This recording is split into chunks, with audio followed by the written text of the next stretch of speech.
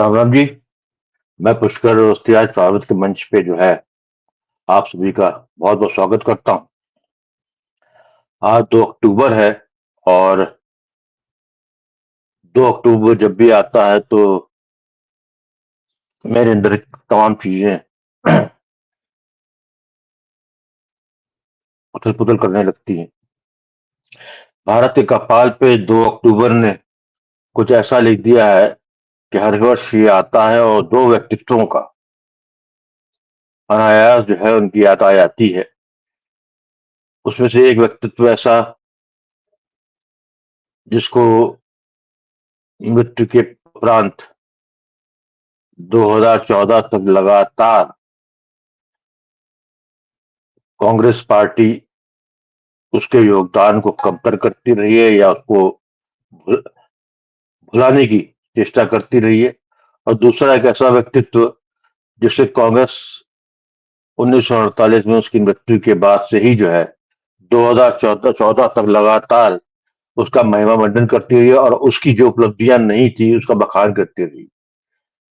या ये कह सकते हैं यहाँ तक कि जो है कांग्रेस के प्रथम परिवार ने तो या तो उसका नाम ही अपने नाम के साथ जोड़ लिया। मैं बात कर रहा हूँ लाल बहादुर शास्त्री जी की और मोहन चंद्र करमचंद गांधी की। मैं जब इन दो व्यक्तित्व बात करता हूं तो निश्चित रूप से जिस तरीके से कांग्रेस ने और स्वतंत्रता के बाद भारत में जिस तरीके से मोहनचंद करमचंद गांधी को महात्मा के रूप में सामने लाई और उनको भारत का राष्ट्रपिता जिसका ना तो संविधान में जिसका जिक्र है ना कहीं कोई इसके आधिकारिक कहीं अभिलेख मिलता है, लेकिन उसको वैसे ही स्थापित किया गया। मुझे ये गांधी जो का जन्मदिन जब 2 अक्टूबर आता है तो ये बड़ी साफ बात लगती है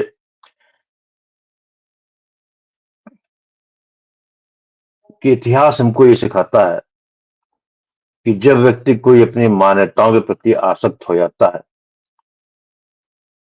तो उसके चाहे कितने भी अच्छे इरादे क्यों ना हो, उसके कदम हमेशा अंधकार की तरफ ही बढ़ते हैं।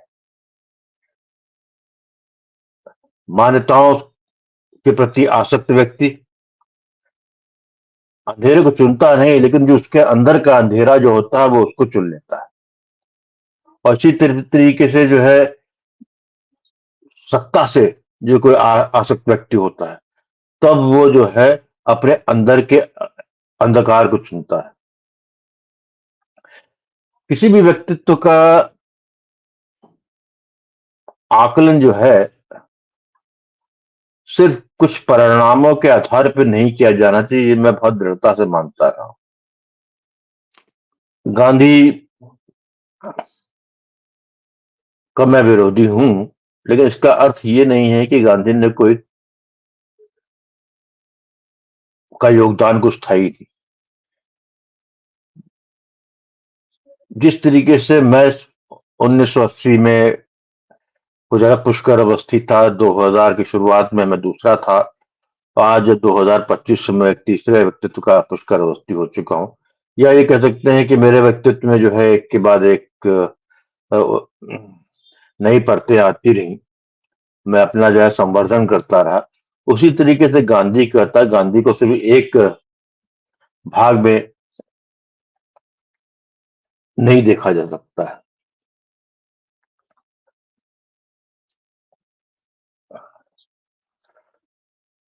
मैं जब गांधी को याद करता हूं तो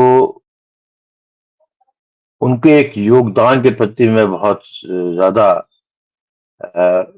शिद्दत से महसूस करता हूं। वो है कि उन्होंने भारत को भारतीय से जोड़ा।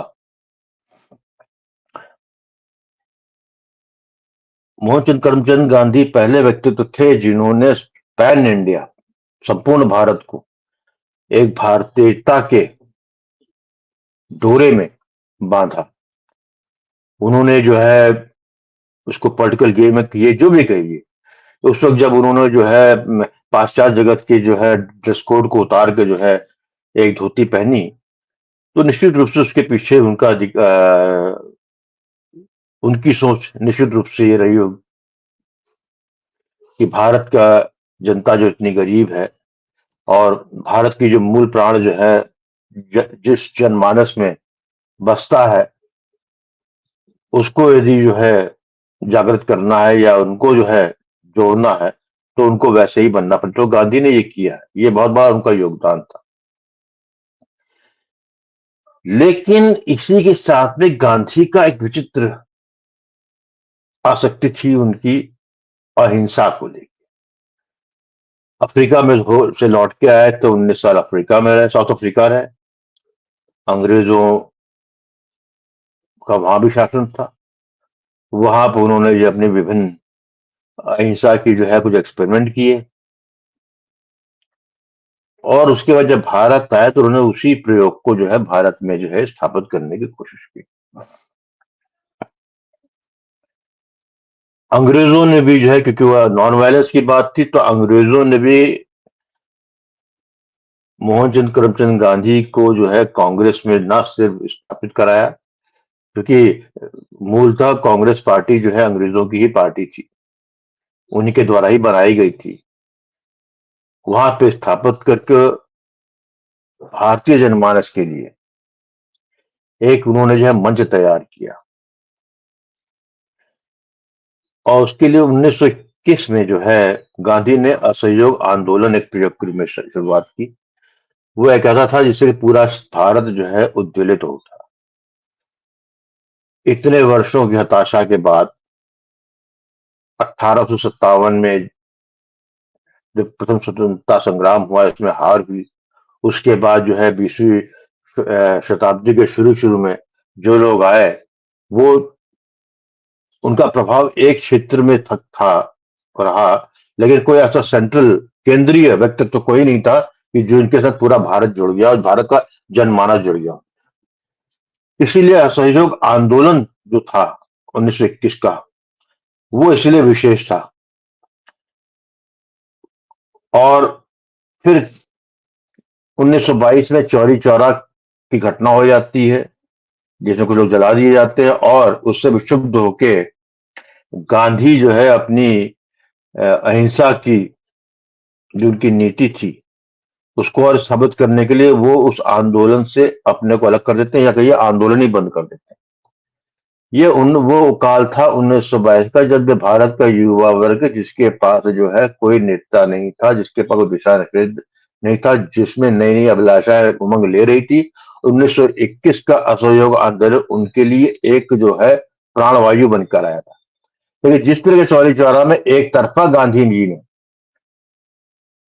असहयोग आंदोलन को जो है बंद किया, उससे वो वर्ग, भारत का वो युवा जिसमें कंदरा आ चुकी थी, जो है कुछ कर्म गुजरने की अपने अंदर जो है एक अदम साहस पैदा कर चुका था, उसके लिए जो है गांधी जी का ये कदम जो है बिल्कुल जो है समझने से परे था। उसी का परिणाम हुआ कि राम प्रसाद बिस्मिल्ला बिस्मिल सॉरी राम प्रसाद बिस्मिल, जो कि कांग्रेस के थे, उन्होंने कांग्रेस छोड़ी, और फिर जो है इनके लाला हरदयाल के आशीर्वाद से कहिए या उनके जो है उनके विचारों से प्रभावित होके उन्होंने जो है एक हिंदुस्तान रिपब्लिकन एसोसिएशन बनाया, जिसे बाद में एचआरए कहा गया।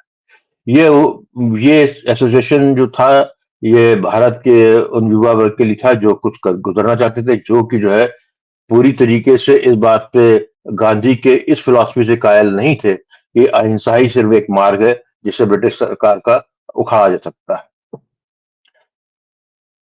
इस युवा वर्ग के लिए गांधी के पास कहने के लिए कुछ नहीं था। जब काकोरी कांड के बाद में लोग पकड़े जाते हैं और राम प्रसाद बिस्मिल को जो है फांसी चढ़ा दी जाती है, तब जो है चंद्रशेखर जी जो है कि काकोरी कांड में थे, उन्होंने जो है हिसरा बनाई, हिंदुस्तान रिपब्लिक सोशलिस्ट एसोसिएशन। और इस दल ने जो बना, इसने जो है अहिंसा को जो है पूरी तरीके से निगेट करते हुए शस्त्र सशस्त्र रिवॉल्यूशन की बात सामने रखी, जिसको उस जमाने के युवा ने जो है हाथों हाथ लिया।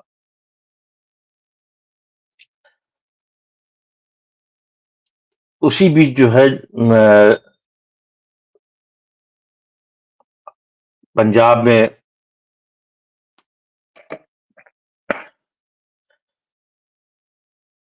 लाजपत राय पुलिस लाठीचार्ज में उनकी मृत्यु हो जाती है, और उसने जो है आग में घी का काम किया। और वह उस वक्त जो है वहां पर जो एसएसपी था, स्कॉट, एसपी स्कॉट, उसको मारने की जो है प्लानिंग बनी। और जैसा सब लोग जानते हैं, वो जो है उस स्कॉट की जगह जो है एएसपी जो सैंडर्स था, उसे गोली मार दी जाती है। इससे जो है कोहराम उस जमाने में हुआ। उस कोहराम का नतीजा ये हुआ कि एक ब्रिटिश ऑफिसर की हत्या को जो है सीधे खुला चैलेंज माना गया। और पहली बार जो है भारत में ब्रिटिश शासन को ये लगा कि उस पे जो है वो यहाँ सुरक्षित नहीं। वो अभी तक जो है गांधी की अहिंसा की जो नीति जो जनमानस में फैली थी, उसमें अपने का अपना सुरक्षा कवच बनाए थे। लेकिन इन युवाओं ने एचएसआरए के भगत सिंह, सुखदेव, चंद्रशेखर, राजगुरु, इन सब लोगों ने जो है खुली चुनौती दी ब्रिटिश शासन को, उसके एक अधिकारी को मार के। ये हत्या जो सैंडर्स की हुई, तो उसने पूरी तरीके से भारत को जो है जगा दिया। जो तटस्थ भी युवा था, जो तटस्थ जनमानस भी था, जो डोसाइल जनमानस था, वो जो है अनायास इन युवा क्रांतिकारियों के पक्ष में आ खड़ा हुआ। ये जो है गांधी जी के लिए व्यक्तिगत आघात था। गांधी को लगा कि जो जिस अहिंसा की वो बात कर रहे हैं, जिसको उन्होंने अपना मंच बनाया है, जिसके तहत जो है भारत के का भविष्य सुरक्षित है, उसको यदि इन युवाओं को सशस्त्र क्रांति से जनमानस में संचार हो गया, तो उससे जो है उनकी जो मान्यता है, जिसपे उनको अगाध विश्वास था, वो कहीं जो है छितर बितर होती है। इससे उनका स्वयं का अहम टकराया। और ये अंग्रेज भी चाहते थे। अंग्रेज ब्रिटिश शासन भी यही चाहता था कि इसमें जो है गांधी की नॉन वायलेंस की जो पॉलिसी है वही सफल हो, ताकि जो है वो जो है अपना शासन, राष्ट्रतंत्र अपने हिसाब से करते रहे। वो भी भारतीय ने जो राजनीति के नेतागण हैं, जो स्वतंत्रता के लिए लड़ रहे हैं, उनके सहयोग भी उनको उससे मिलता है। यहाँ पे एक अजीब बात ये थी कि जब सैंडर्स की हत्या हुई, तो उससे जहां पर गांधी इन क्रांतिकारियों के विरुद्ध में बिल्कुल सामने आए, वहीं पे नेहरू का उस जमाने के जवाहरलाल नेहरू का विचार भिन्न था। मैं उसको पढ़ के सुनाता हूं। उस वक्त उन्होंने क्या कहा था। Bhagat Singh did not become popular because of his act of terrorism, but because he seemed to vindicate for the moment the honor of Lala Lajpat Rai and through him of the nation। ये जो एक reality check Gandhi को आई कि कांग्रेस में उसके ही छत्रछाया में पल्लवित हो रहे भारत के भविष्य के नेता, वो गांधी से कम ऐसा भगत सिंह के मामले में बिल्कुल जो है एक राय नहीं रखते। जब जो है असेंबली में जब बम फोड़ा गया, ये भगत सिंह ने और बटुकेश्वर दत्त ने, तो गांधी जी ने इसका खुल के विरोध किया और इसको एक अराजक कृत्य बताया। ये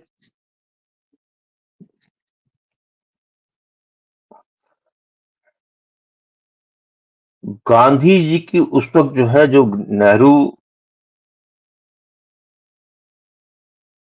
सुभाष चंद्र बोस, जो युवा नेता थे, उन्होंने बड़े प्रयास किए कि गांधी जी अपनी जो है सोच में जो है लचक लाए, और वो इन युवा क्रांतिकारियों के की जो अभिलाषाएं हैं या उनकी जो सोच है, उस पे जो है अपना एक बड़े की तरह हाथ रखे। लेकिन गांधी जी ने उसको बिल्कुल रिफ्यूज कर दिया।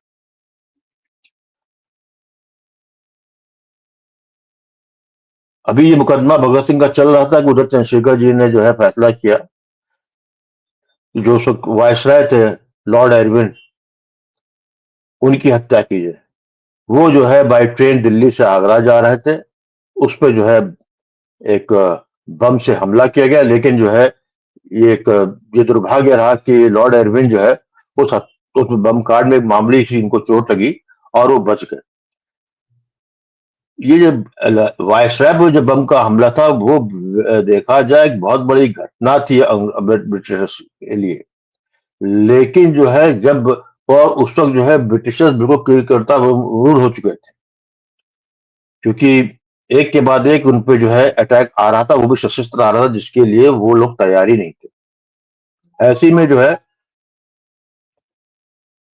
गांधी जी ने जो है तार भेज के लॉर्ड इरविन को जो है कुछ के जीवन की सकुशल बच गया, इसके लिए भगवान से शुभकामनाएं भेजी उन्होंने। और उन्होंने कहा कि जो है ईश्वर को बहुत बहुत धन्यवाद है कि आप सकुशल बच गए। और साथ में जो है उन्होंने जो है लाहौर में जो अधिवेशन था कांग्रेस का, उसमें प्रस्ताव भी ले आया। और उसमें था कि वो प्रस्ताव कांग्रेस में पास कराना चाहते थे, राह से भटके नौजवानों के कायरतापूर्ण कृत की भर्त्सना, condemning the cowardly deed of the misguided youth. ये गांधी का जो है भगत सिंह, चंद्रशेखर, ऐसे क्रांतिकारियों के लिए ये विचार, मिसगाइडेड यूथ शब्द यूज किया उस लाहौर के अधिवेशन में। सबसे बड़ी बात ये हुई कि ये गांधी चाहते थे कि ये सर्वसम्मत से पास हो जाए प्रस्ताव। लेकिन जवाहरलाल नेहरू और सुभाष चंद्र बोस की प्रमुखता से इसका विरोध किया और कहा कि नहीं, इस पे जो है वोट पड़ना चाहिए। तो उसमें वोट पड़ा तो आपको आश्चर्य होगा कि 1713 सदस्य थे, और इतने 1713 सदस्य की सभा में जो है मात्र 81 मतों से 81 से प्रस्ताव पास हुआ। इसका अर्थ यह है कि गांधी भले ही कुछ कह रहे थे, भारत गांधी कांग्रेस में अपनी जो भी उस वक्त मन मर्जी चलवा रहे थे, लेकिन कांग्रेस का एक बड़ा वर्ग जो है इस नव युवकों के साथ खड़ा हुआ था। इसी के बाद में जो है मार्च में जब लॉर्ड एरविन और गांधी का जो है वार्ता होती है, उस वार्ता में जो है बराबर ये कहा, उम्मीद की जा रही थी कि वहां पर जो है गांधी लॉर्ड इरविन से जो है भगत सिंह से के लिए जो है फांसी की सजा कम करके जो है उम्र कैद या अन्य काला पानी टाइप की चीज के लिए जोर लगाएंगे। लेकिन ये स्वयं लॉर्ड एरविन ने बाद में खुलासा किया कि ब्रिटिश साम्राज्य गांधी से इसकी बात होने की पूरी उम्मीद कर रहा था, और वो ये भी मान के चल रहा था कि इरविन गांधी वार्ता की सफलता की पहली शर्त यही होगी कि ब्रिटिश सरकार को भगत सिंह को जो है कि फांसी की सजा रद्द करनी पड़ेगी। लेकिन उनको बड़ा सुखद आश्चर्य हुआ, गांधी ने अपनी पूरी वार्ता क्रम में एक बार भी भगत सिंह की फांसी की सजा पे कोई बात नहीं, जिसका परिणाम आप जानते हैं कि गांधी की सहमति से भगत सिंह को फांसी चढ़ा दी गई। उसके बाद जब लाहौर वाले अधिवेशन में जब गांधी का प्रस्ताव पास नहीं हुआ, जिसमें सर्वसम्मत से, तो उस जमाने में एक यंग इंडिया अखबार निकलता था कांग्रेस का, वो वीकली निकलता था। उस पे उन्होंने एक लेख लिखा गांधी ने, और उसका नाम दिया the cult of bomb.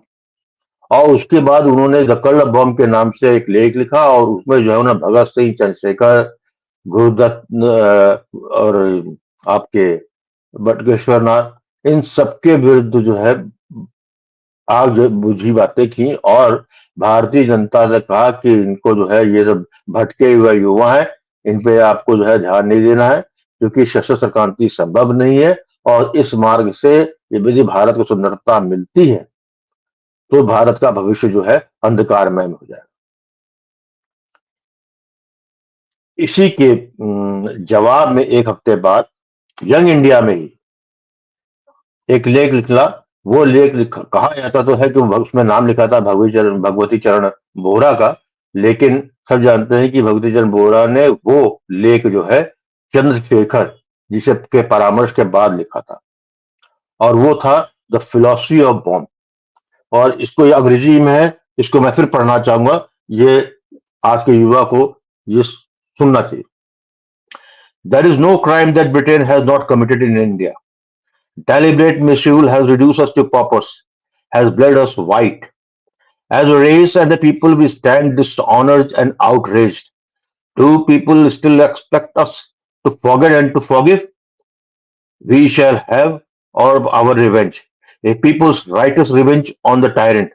Let cowards fall back and cringe for compromises and peace. We ask not for mercy, and we give no quarter. Ours is a war to the end, to victory or death. इसके बाद, इस लेख के आने के बाद, गांधी जी बिल्कुल जो है अपनी धोती से बाहर हो गए, और वो जो है जो भी उनसे मिलता था, जब भी मिलता था, वो जो है इस क्रांति की, सशस्त्र क्रांति की, उन क्रांतिकारियों की पानी पी पी के जो भर्त्सना किया करते थे। उनको, उनके, मैं मानता हूं कि क्रांतिकारियों ने उनके अहम को चोट पहुंचाई थी। उनको लगा कि जो जिस अहिंसा के मार्ग पे वो चल रहे हैं वो सर्वश्रेष्ठ है, वही सत्य है, और वही एक तरीका है जिससे कि भारत जो है स्वतंत्रता दिलाई जा सकती है। वो किसी दूसरे ऑप्शन की तरफ जाना ही नहीं चाहते। उनको पहली बार लगा कि जो राजनीति, भारतीय राजनीति में उनका एक क्षेत्र राज्य था, जो उन्होंने महामत अपने अंदर ओढ़ लिया था, और भारत के कई प्रबुद्ध बुजुर्गों ने उसको जो है प्रोपोगेट किया कि ये महात्मा है, वो अपने उस छवि में इतना ज्यादा रम गए कि उनको जो है ये बर्दाश्त ही नहीं था। इन युवा क्रांतिकारियों को पूरा देश पूज रहा है, जनमानस का एक बड़ा भाग जो है उसकी आवाज में आवाज मिला रहा है। ये इनको जो है यहाँ पर उनको अपनी जो विचारधारा थी उस पे जो है उन्होंने जो है आत्मनिरीक्षण करने के जगह, जनमानस के विचारों को सुनने के जगह, उन्होंने अपनी जो भूमिका जो थी विचारधारा अहिंसा की, उसको जो है ऐसा चश्मा पहना उसका कि उनको कुछ दिखना ही बंद हो गया।